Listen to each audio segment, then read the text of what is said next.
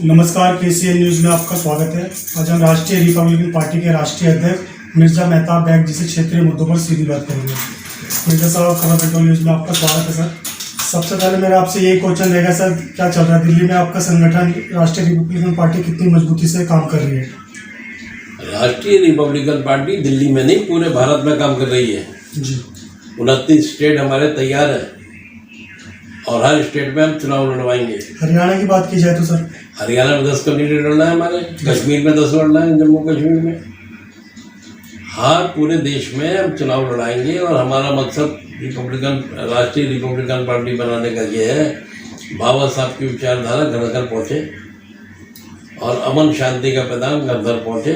और ये जो लुटेरे सरकारों में बैठ गए हैं, इनको नौजवानों को हम टिकट देंगे। पार्लियामेंट और विधानसभा में नौजवान लोग आएंगे जब इस देश की हालत सुधरेगी।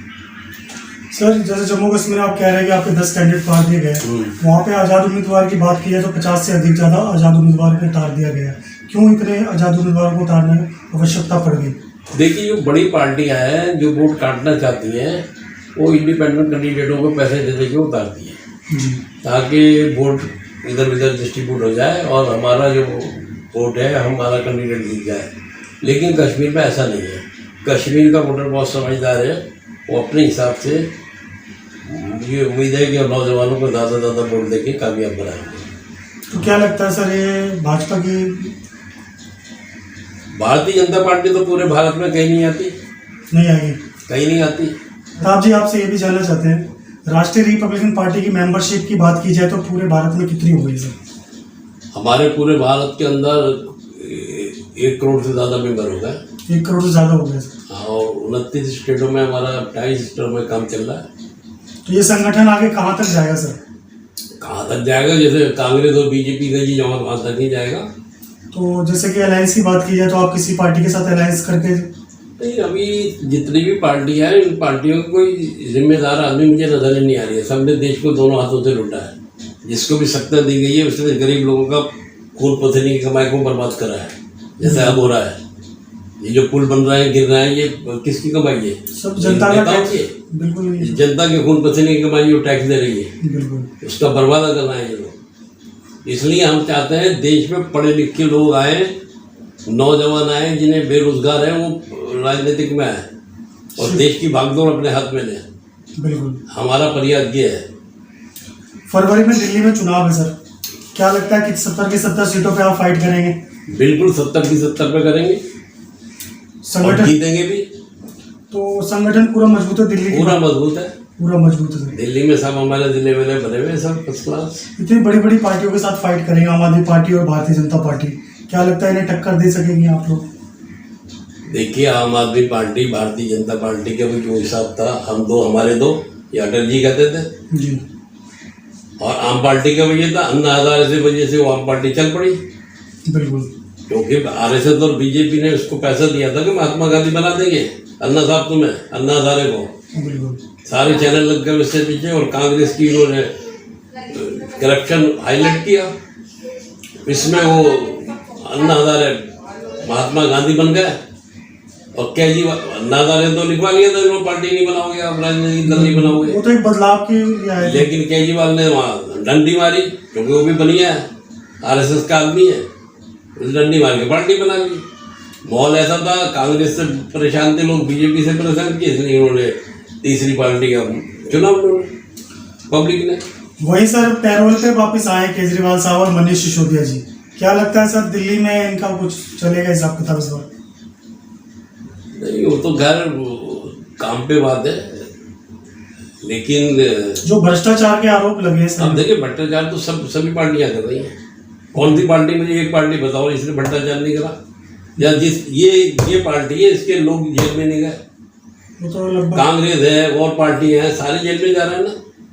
तो भ्रष्टाचार, बीजेपी के भी लोग बहुत सारे जेल में गए पहले, और अब भी जाएंगे। तो भ्रष्टाचार कभी खत्म नहीं होगा सर?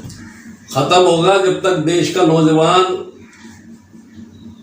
जैसे मिलिट्री में नौजवान जा रहे हैं ना, फौज में भर्ती होते हैं, ऐसे नौजवान राजनीतिक में है, जी। पढ़े लिखे नौजवान, जब इस देश का सुधार होगा। सुधार हो जाएगा। जनता आपकी पार्टी पे क्यों विश्वास करे, राष्ट्रीय रिपब्लिकन पार्टी पे क्यों विश्वास करे, क्यों वोट दे आप लोगों को? हर पार्टी कुछ ना कुछ बातें करती है, आप जिस तरह आप बता रहे हो वादे ही करती है, आप बताएं सर। देखिए, हमारी राष्ट्रीय रिपब्लिकन पार्टी जो घोषणा पत्र मैं आपको दूंगा, पढ़िएगा। जी सर। आज तक जितने भी कैंडिडेट, चाहे वो लोकसभा का मेंबर हो, चाहे विधानसभा का मेंबर हो, एमएलए हो, एमपी हो, काउंसलर हो, इन लोगों ने, एमपी को 6 करोड़ मिलते हैं साल में इलाके के विकास के लिए। जी। तो कोई भी एमपी क्या जनता से पूछता है जिससे वोट लेता है कि भाई ये तुम्हारे खून पसीने की कमाई मुझे मिली है, क्योंकि मैं तनख्वाह ले रहा हूँ, मैं आपका नौकर हूँ, आपका सेवक हूँ? कोई नहीं बताता सर। तो वो उस तरह हल्के पब्लिक से ये पूछे जी क्या जरूरी काम है, ये 6 करोड़ रुपए आपके आए, कहाँ लगाने, कैसे करना है, क्या करना है, ऐसा तो कोई पूछता नहीं पूछता। एक डिस्ट्रिक्ट के अंदर, एक एमपी के इलाके में साल में 76 करोड़ रुपए आते हैं। साल के 76 करोड़। अगर 76 करोड़ रुपए ईमानदारी से लगाए जाए तो मैं समझता हूँ ये जो सब्जियां बिक रही ना, तो 100 रुपए किलो, 5 रुपए किलो बिकेंगी, दवाइयाँ फ्री मिलेंगी सारी। बिल्कुल। आप सरकारी दिल्ली सरकार के हॉस्पिटल में चले जाओ, एमसीडी के हॉस्पिटल में चले जाओ, 20 मरीजों को आप देखोगे तो 18 मरीजों को डॉक्टर बाहर की दवाई लिख देता है, वो कहते दवाई है ही नहीं हमारी। ये भी सच्चाई है सर। तो ये मसला जो है, ये सब नेताओं की देन है। सब नेताओं की। वो क्या रिया है कि पब्लिक के पैसे को 30% नेता ले लेता है, कुछ एडीएम ले लेते हैं, कुछ जेई ले लेता है, कुछ ठेकेदार ले लेता है। जो काम जरूरी वो नहीं करते, जो जरूरी नहीं है वो काम करते हैं, उसमें पैसा बर्बाद करना है। ये चल रहा है। जनता का गाढ़ा टैक्स का पैसा होता है सर। भाई जनता खून पसीने की रात दिन काम कर रही है।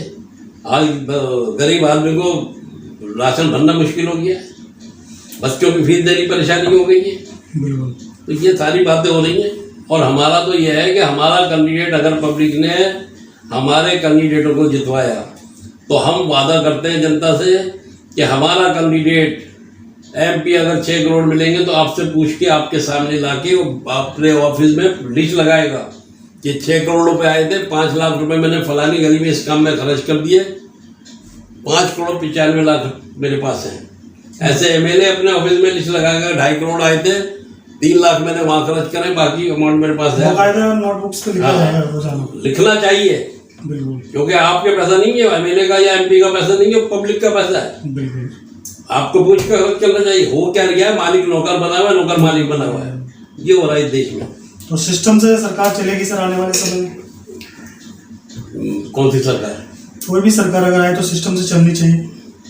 देखिए, अगर सिस्टम में हो क्या गया है कि लोग कपड़े बदलना है, नेता नहीं बदलना है। ये भी बात सच है। कांग्रेस छोड़ के वो बीजेपी में आ जाता है, बीजेपी की सरकार आई तो। बिल्कुल। बिहार के अंदर नीतीश की सरकार आई तो कांग्रेस वाले वो नीतीश के कपड़े पहन लेते हैं।